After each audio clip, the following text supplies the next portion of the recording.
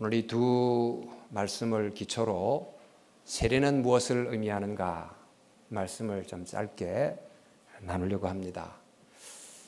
이미 세례 받으신 분도 계시고 또는 학습 또 입교 유아 세례 받으신 분들이 계신데 이 세례가 뭘 의미하는지를 잘 이해하는 것이 중요합니다. 세례를 받는다는 것은 매우 중요한 또 예수님께서 굉장히 의미 있게 생각하는 예식입니다.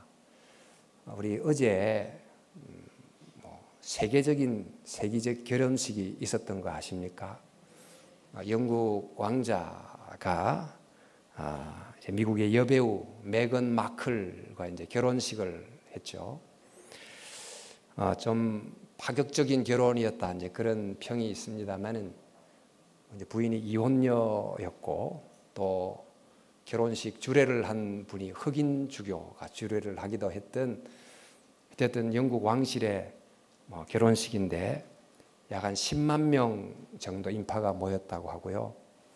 비용이 웨딩 업체의 추산에 따르면 480억 정도 들었을 거다 이렇게 신문이 보도하는 걸 봤습니다. 배우자를 만나는 평생에 아주 중요한 사건을 기억하고 축하하기 위해서 사람마다 좀 방식은 틀리지만 어쨌든 의미를 담아서 아름다운 결혼식을 하려고 합니다. 우리는 이런 결혼식 외에도 아이가 태어나면 좀 돌잔치하고 또 매년 의미 있게 생일잔치도 하고 또 학교 들어갔다고 입학식하고 졸업식하고 그리고는 결혼식도 하고 저 이제 건강하게 한 60이 되면 회갑 잔치도 하고 진갑 잔치도 하고 이렇게 이제 하다가 삶을 살아가는데 마지막 우리 삶이 이제 만드는 마지막 예식 장례식으로 우리의 일생을 마감합니다.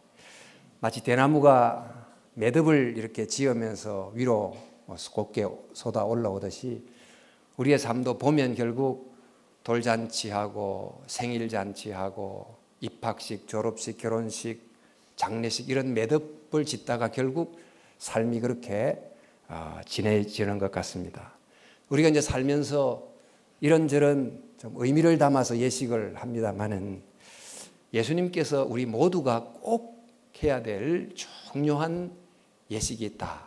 그 중에 두 가지를 꼭 말씀하셔서 하나가 바로 세례식이고 또 하나가 성만찬입니다. 가톨릭 교회는 15세기지요. 1400년대에 교회가 해야 될 거룩한 예식이 7가지가 있다. 7성사라고 해서 그걸 교리화했습니다마는 성경에 기록된 예수님께서 직접 명령한 우리가 반드시 해야 될 중요한 거룩한 예식의 두 가지가 있다. 그 하나가 세례, 또 하나가 성만찬이다. 그래서 개신교에서는 이 세례와 성만찬을 주님이 정하신 성례 이렇게 정하고 지키고 있습니다. 근데 세례라고 하는 것이 뭔가 왜 주님이 이렇게 세례와 성만찬을 하라고 하셨는가? 예수님께서 이 땅에 오셔서 구원을 베푸셨습니다. 좀 더 하나님의 나라를 말하면 이 세상 나라 속에 하나님의 나라를 가져오시고 우리에게 하나님의 나라로 들어갈 수 있는 소망을 주셨습니다. 그런데 이 구원, 이 하나님의 나라에 들어감과 이 소망의 내용을 말로 충분히 설명할 수 있습니다. 즉 말씀을 통한 지적인 이해가 필요합니다. 그러나 이런 말씀을 통한 지적인 이해에 호소하는 것과 함께 이것을 어떤 상징을 통해서 압축해서 우리가 경험할 수 있도록 도와주는 예식을 정하셨는데 그 하나가 세례식입니다. 이제 세례로 물을 머리 위에 뿌리고 또 물에 들어갔다가 나오는 이 세례식을 통해서 또 성만찬 예수님의 몸과 피를 상징하는 떡과 포도주를 나누는 이런 상징적 행동을 통해서 귀로 듣는 것을 넘어서서 우리가 몸으로 느끼고 체험하고 먹고 보고 하는 말씀을 경험하도록 하신 것입니다. 이렇게 함으로 예수님이 우리에게 베푸신 구원을 바르게 알고 또 그것을 기억하고 또 그 안에서 살아갈 수 있도록 도와주셨는데 그 하나가 말씀, 우리의 지적인 이성에 호소하는 말씀, 또 우리의 감각적인 매개를 통해서 깨닫게 해주시는 성례, 이 두 가지를 가지고 우리에게 하나님의 나라의 구원 이해하고 경험하고 붙들고 살아가게 하신 것입니다. 그런데 이 세례는 평생에 한 번 받습니다. 마치 태어나는 것이 한 번이듯이, 출생이 단 한 번이듯이 영적 출생의 의미를 가진 세례는 한 번 받습니다. 즉 하나님의 나라 백성이 된다, 이제 그런 출생의 의미를 가지는 거죠. 성만찬은 평생 행합니다. 태어난 새 생명이 양식을 먹고 계속 자라고 생명을 유지하듯이 하나님의 말씀, 또 예수님의 복음을 담고 있는 그 말씀을 성만찬을 통해서 계속 영적인 양식으로 먹음으로 자라가고 그 삶을 살 수 있도록 하는 거죠. 그래서 예수님께서 끊임없이 말씀을 통해서 이해케 도와주시고 또 세례와 성만찬을 통해서 그 말씀을 상징적으로 깊이 이해하고 붙들고 살아가도록 도와주시는 것입니다. 그래서 세례는 하나님의 나라에 들어가는 시작이라고 하면 성만찬은 그 삶을 유지하는 것이고 세례가 시작의 성례라고 부르고 또 은혜의 문으로 들어가는 것을 상징한다고 하면 성만찬은 확정의 성례 이렇게 부르고 은혜의 길을 걸어간다. 그래서 은혜의 길이라고 부릅니다. 그래서 이가 이제 세례를 통해서 영원한 생명으로 다시 태어나고 성만찬을 통해서 그 영원한 생명을 유지하면서 주님을 따라 걸어가는 것입니다. 그래서 성례식, 즉 이런 세례와 성찬이 굉장히 중요한데 특별히 오늘은 세례가 뭘 의미하는지를 참 간단하게 말씀을 드리려고 합니다. 세례의 의미는 새로운 생명으로 태어났다. 그것을 뜻하는 것입니다. 우리 삶에서 일어나는 변화들이 많습니다만 가장 큰 변화는 출생입니다. 정말 내가 어머니에게서부터 태어났다고 하는 출생만큼 내 삶에 근본적인 변화가 있습니까? 출생한 다음에는 여러 가지 변화를 겪지요.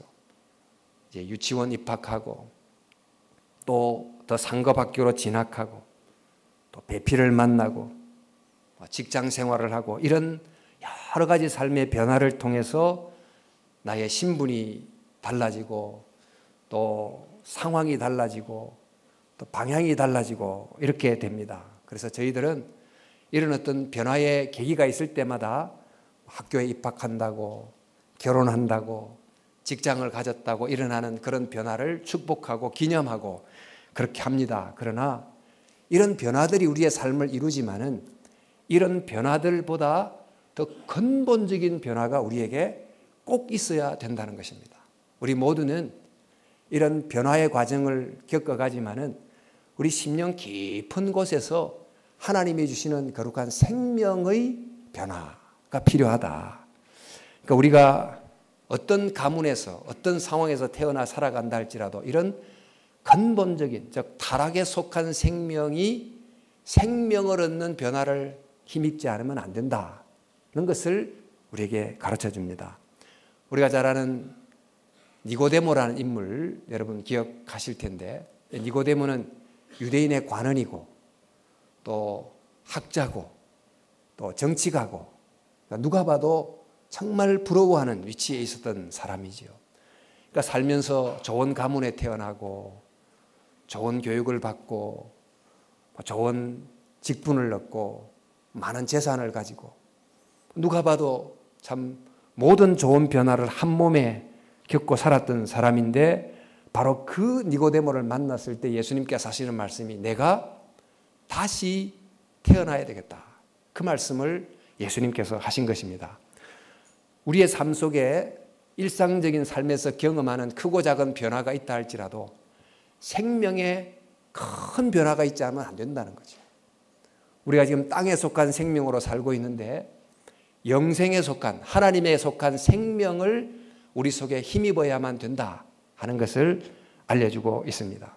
이 세례라고 하는 것은 머리에 물을 뿌리는 간략한 예식이 우리의 세례식인데 이 물을 뿌린다고 하는 것은 좀 물속에 들어가서 또 나온다고 하는 이것을 좀 압축한, 축약한 것입니다. 물에 들어간다고 하는 것은 옛 생명이 죽는다 하는 뜻이고, 물에서 나온다는 것은 새로운 생명으로 다시 산다는 것입니다. 즉 세례는 중생, 다시 태어남을 뜻하는 것입니다. 우리 모두가 다 영적으로 다시 태어나야 되는 존재라는 것을 알아야 됩니다. 이제 신약의 세례는 구약의 할례와 연결이 되어 있어요. 구약의 하나님의 백성은 반드시 할례를 받게 되어 있었는데, 이 할례는 생식기의 한 부분을 떼내는 예식입니다. 이렇게 한 것은 새로운 출생을 뜻하는 거예요. 우리 모두가 자연인으로 출생했지만은 하나님의 말씀을 통한 새로운 출생, 두 번의 출생이 모든 존재에게는 반드시 필요하다. 하나님을 떠난 한 자연인으로서 생명을 유지하고 살지만은 우리의 창조의 근원이신 하나님을 만나는 진정한 영적 출생이 모든 사람들에게 반드시 필요하다는 것입니다. 우리 세례라고 하는 것은 그런 의미에 예수 그리스도를 통한 새로운 생명을 선물로 받는다. 위로부터 난다. 하나님이 주신 생명을 은혜로 받는다는 뜻을 말해주고 있습니다. 오늘 세례를 받으시고 또 학습을 받으시고 이미 받으신 분들은 예수님을 통해 주신 그 새로운 생명을 붙잡는, 또 그 생명을 기억하는 은혜가 있기를 바랍니다. 그런데 이런 새로운 생명이 된다, 이 말은 새로운 소속을 갖는다, 그런 뜻입니다. 우리가 어떤 한 가정에 어떤 가문의 한 자녀로 태어난다는 것은 그 가문의 전통 속에, 또 가문의 어떤 큰 전 체제 속으로 내가 속한다, 그런 뜻을 갖고 있지요. 내가 어디에 소속되어 있느냐가 곧 내가 누군지를 말해주고 있습니다. 지금 저희들이 내가 참 좋은 대기업에 속했다, 그럼 이제 거기에 대한 안정감을 굉장히 느끼게 되겠죠. 또 어떤 회사든 학교든 등등의 수많은 어떤 조직 속에, 또 가문 속에 저희가 소속해 살아가고, 그것을 통해서 내가 누군지를 확인하고 또 열등감을 느끼기도 하거나 우월감을 느끼기도 하고 그렇게 살아가는데, 근데 우리가 이제 큰 그림에서 보면 우리가 어디에 속했느냐, 상대적으로는 좀 더 좋은 곳에 속했고 덜 좋은 곳에 속했지만 우리 모두가 큰 그림에서 보면 어디에 속했느냐. 지금 우리가 조금 더 높이 올라가서 비행기를 타고 가보면 우리는 다 서울에 속해 있죠. 더 높이 올라가면 대한민국에 속해 있고, 또 영적으로 더 높이 올라가서 보면 우리는 모두가 다 죄와 사망 안에 속해 있어요. 모두가 다 열심히 살아가지만은, 그러나 구원받는다고 하는 영생의 소망이 없는 길을 걸어가는 큰 운명의 무리 속에 우리가 속해 있습니다. 이걸 두고 우리가 타락했다고 그러고, 이것을 두고 우리는 첫째 아담에 속했다고 그러고, 이것을 두고 우리는 구원을 필요로 하는 존재라고 말합니다. 우리가 아무리 좋은 지역에 살고, 또 아무리 좋은 가문에 태어나고, 또 아무리 좋은 직장에서 편안한 삶을 산다 할지라도 영적으로 보면 죄와 사망이라는 큰 소속에 포함이 되어 있는 것입니다. 이러한 저희들이 새로운 소속이 필요해요. 그 세례를 받는다고 하는 것은 이런 새로운 소속을 갖는 것입니다. 오늘 우리 세례를 베풀 때 성부, 성자, 성령 하나님의 이름으로 세례를 베푼다 이렇게 했는데, 이 이름으로 세례를 베푼다 그 말은 그 이름 안으로 들어간다, 그 이름이 표방하는 그분 다스림 안으로 들어간다, 그런 뜻입니다. 내가 학교 들어서 배지를 이렇게 단다는 것은 그 학교의 이름 안으로 소속된다, 어떤 직장 이름 안으로 들어간다, 소속으로 들어간다, 그런 뜻인 것처럼 지금 성부, 성자, 성령 하나님의 이 가족 안으로, 그분의 다스림 안으로 들어간다는 것입니다. 바로 이런 것은 두고 이제 사도 바울이 홍해를 건너는 것에 비유하기도 했습니다. 이 모세에게 속하여 다 구름과 바다에서 세례를 받고, 이스라엘 백성들이 애굽을 떠나서 가나안 땅을 향해 가는데 홍해를 통과합니다. 사실 이들이 갈라진 홍해를 육지를 딛듯이 통과를 했지만은 영적으로 보면 이들은 홍해 바다에 한번 죽었고 다시 태어난 것입니다. 즉 애굽이라고 하는 나라의 소속을 끊어버리고 새로운 하나님의 나라라고 하는 곳으로 새롭게 소속이 됐다 하는 것을 뜻하는 것이지요. 이러한 홍해를 건너는 것을 두고 사도 바울이 세례를 받는다, 즉 새로운 소속을 갖는다, 이렇게 가르쳐 주신 것입니다. 어느 소속이든지 그 소속이 지배를 받는 법이 있고 또 어떤 원칙이 있고 가치가 있어요. 대한민국 법이 있고 또 통치가 있듯이 미국의 어떤 법이 있고 미국의 통치가 있듯이 우리가 세례를 받아서 하나님의 나라로 들어간다는 것은 하나님의 법, 또 하나님의 통치 안으로 들어간다는 것입니다. 이전에 애굽에 살던 사람들이 애굽의 왕 파라오의 통치를 원튼 원치 않든 받았던 것처럼 이제 그것을 떠나서 하나님 아버지의 통치를 받는 곳으로 내가 들어가게 됐다, 이런 새로운 소속을 뜻하는 것입니다. 여러분, 저희가 다 똑같이 옷 입고 밥 먹고 직장 생활하고 살아가지만은 크게 보면 두 가지 소속이 있을 뿐입니다. 세상에는 하나님에게 속하지 않는 사람들이 있고 하나님에게 속한 사람이 있고, 크게 보면 두 가지밖에 없어요. 마지막 심판에 섰을 때 양에 속한 무리와 염소에 속한 무리 두 가지 부분으로 구분이 되어 있습니다. 내 인생의 주인이 나 자신이다, 그러니까 나의 왕국을 내가 주인이 돼서 다스리는 무리가 있는가 하면 하나님이 내 인생의 주인이라고 생각하고 살아가는 무리가 있어요. 두 부류가 있는 것입니다. 오늘 세례를 통해서 나는 예수님을 통해서 주신 새로운 생명으로 예수님이 가져다 주신 하나님의 나라라는 그 새로운 소속으로 들어갔다는 것을 기억하고 하나님의 그 자비롭고 하나님의 공의롭고 하나님의 은혜로운 그 다스림 안에서 살아가는, 또 하나님의 백성이란 소속감을 분명히 가지고 살아가는 여러분들이 될 수 있기를 바랍니다. 세례를 받는다는 것은 생명의 변화, 소속의 변화, 그리고 나아가서 삶의 변화를 뜻하기도 합니다. 사도 바울이 이렇게 말했습니다. 누구든지 그리스도와 합하여 세례를 받는 자는 그리스도로 옷 입었다. 옷 입었다는 것은 그 옷에 합당한 삶을 산다, 그런 뜻이죠. 경찰 제복을 입으면 경찰답게 행동해야 돼요.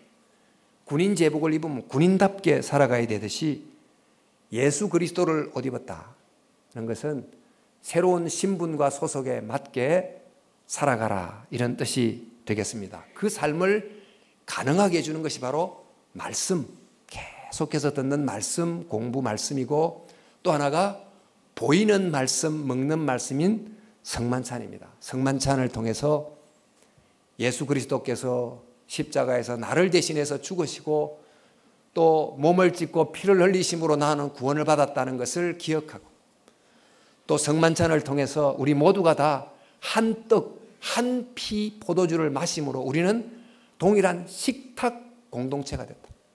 옛날에 식탁 공동체가 됐다는 말은 형제가 됐다, 그런 뜻이에요.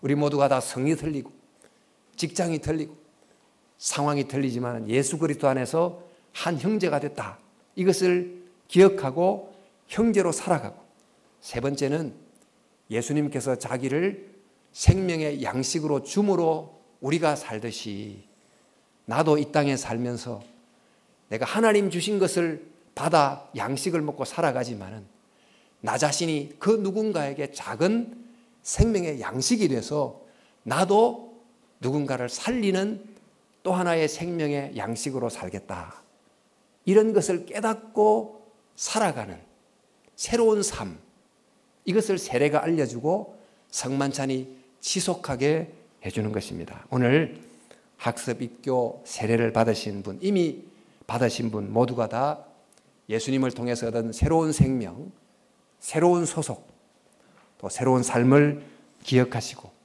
정말 주님이 주신 이 놀라운 변화를 축복으로 여기고 붙들고 살아갈 수 있기를 바랍니다. 세상에서 일어나는 상대적인 크고 작은 변화들, 이것 때문에 슬퍼하기도 하고 기뻐하기도 살아가지만은 그러나 근본적이고 본질적인 크고 중요한 변화가 예수님을 통해서 우리 안에 일어났다는 사실을 붙들고 항상 기뻐하고 범사에 감사하고 은혜 안에 살아가는 복된 우리 모두들이 될 수 있기를 주님의 이름으로 축원합니다. 함께 기도하겠습니다.